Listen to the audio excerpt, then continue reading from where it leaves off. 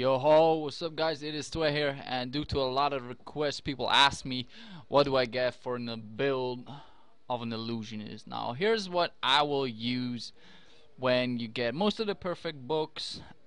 This way it's most beneficial to anything. Now there's a few skills that I will leave out that others might enjoy or may not, so it's still questionable, but this is what I like the best. So Ice Spear, I like this one because of the skill book. It gives you extra magical attack, and you don't want to leave out multiple rotations with a skill that doesn't do any damage. So for maximum damage output, I would maximize this.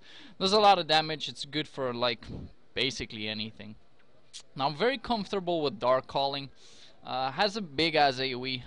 So this one is like, I prefer it. It's not entirely necessary. Now for a damage rotation one, I take the Soul Seeker or whatever it's called nowadays. Why? Because the cast time and with a lot of attack speed you can actually manage to insta fire it, so it's like instant damage to any boss, and it's like safe damage actually, so it's something you can fire whenever you're like outside of the range of a boss with any of your other skills.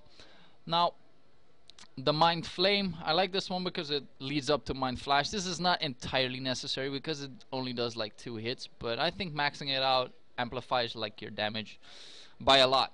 Now the Tornado, I was thinking at some point maybe this would not be as useful as I thought it would, but since it does give a lot of magical attack and it's good for like survival reasons, like pulling down mobs, doing some damage, yeah, I would maximize it.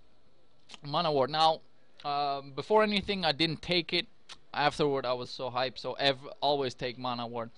Now, the Phantom Uppercut is a skill that I think you only should get it once you get the perfect rare skill book. Like the rare book I have in myself, it is useful. It pulls in monsters. It does like a bigger AoE damage, but is it that useful? Not entirely certain. The damage is questionable as well. But if you can get the perfect rare skill book, this skill is really amazing. Now you need this Phantom Sight level 5 for some other prequest. I'm thinking it's Phantom Ascent, not entirely sure though. Now for the explosion one, you can leave it at 0 or keep it at 1. I'm not using it all that much. Now this is one that people will probably level themselves all of the time. Now this is why I don't get it. The reason being is the cast time, even with the best cooldown reduction and the most attack speed, it takes a long ass time for you to actually pull out this move. Aside from the damage not being that great and you have to actually make the shuriken explode itself, it takes you about more seconds than putting down these purple balls. So that's why I took the Soul Chaser over the Shuriken. Now Phantom Cry, this thing like has a big ass range, so I like it a lot actually. As for the Alluring Illusion, like I put as many points as I had left in it because it gives you more tanking capacity when it comes to survival mode. It has like a big taunting rate, so I like the skill a lot. Now for the Phantom Binding, like all of the skills that I really don't take, I'm not even going to explain them because most of the time they really suck, they're not worth it, they don't scale as well, and this is one of them. Now the Soul Dome, I was thinking about maxing it, but since I don't really have the points, it's not entirely useful. So I put it at level 1 for a few reasons actually. Like always a first hit will always damage you. Or one hit kill you. Now if it one hit kills you and then like does a second hit, it will also kill you even if it's maxed out, meaning that maxing it out is not really that useful. Now for the Phantom Sight, I was thinking about maxing it at some point because I thought the damage scaling was pretty alright, but it's actually the same for the other shuriken. It does not do a lot, so I didn't actually take it. I'm not really the illusionist shuriken fan, except for the Phantom Sight of course. Like if you have the perfect or even the rare skill book, this thing does so much damage, it's not even questionable. Maximize that one. As for Soul Volley, now I'm actually not entirely certain whether this can outdamage Mind Flash Perfect Rare, but it with a lot of attack speed, it is fast, it does a lot of damage, so it's definitely worth it. As for any of these other skills, like Mana Siphon is needed for E-Grab. Now, the SE Grab is very useful whenever you're doing survival. If you can get a perfect rare skill book for it, I suggest maximizing this skill. Now, I took it at level 1 because the damage scaling is not really that great. Like, it starts off with like 800% and it ends up with like 950. So the increase is about, let's say, not even 20%. So as for the amount of points that you will put in, now I'm on like 4 points. Maximizing it would be about 50 or like 49 points. So I would say level 1 is, it does a lot of damage. If you pick up like a random monster, start hitting left and right mouse button, anything that collides with you gets like a gazillion of damage. Like, I'm not sure if it's bugged or anything, but it's definitely useful. Now the illusion getup, I'm not using it all that much, but it's obviously useful if you get into a tight spot. As for the teleport, the Q, what is it? Right mouse button into a corner.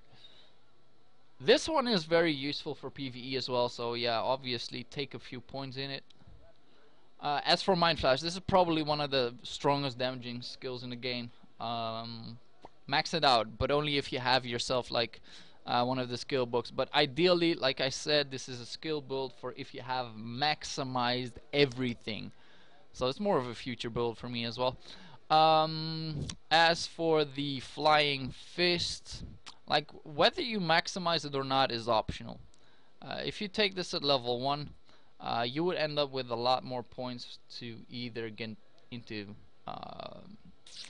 the SE grab, or we'll pick anything for any reason. Like, you could maximize like a lot of stuff by just getting that to level 1, but since I like it for PvE, it does some damage. The fist actually gets bigger. It is like, I can see the benefits in this skill, so I would honestly maximize it. So I'll get this one back to level 1. Now any of the side steps, I would think they are either overrated or not that useful at all.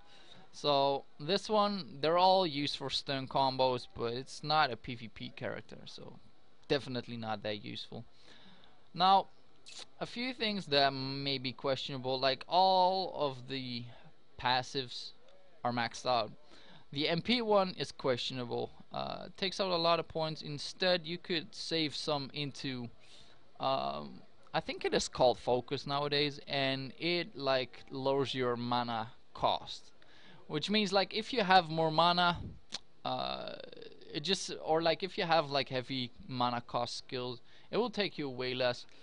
As well as for the rest, maximizing this skill, we'll put it to level 4. Like, you need the mana. Like, I'm on like 30, maybe 35 MP region, and that's supposed to be a lot, and I should not be out of mana at all. But with mana ward, getting hit by it, by monsters and everything, you'll drain out of mana, and that is a big ass problem. So make sure to get as much mana as possible. Now this kind of rounds up the whole skill build. I will put it obviously into the description. Hope you guys like it, and if you have questions or any remark, make sure to make them. Once again, this was Twehbie. Peace!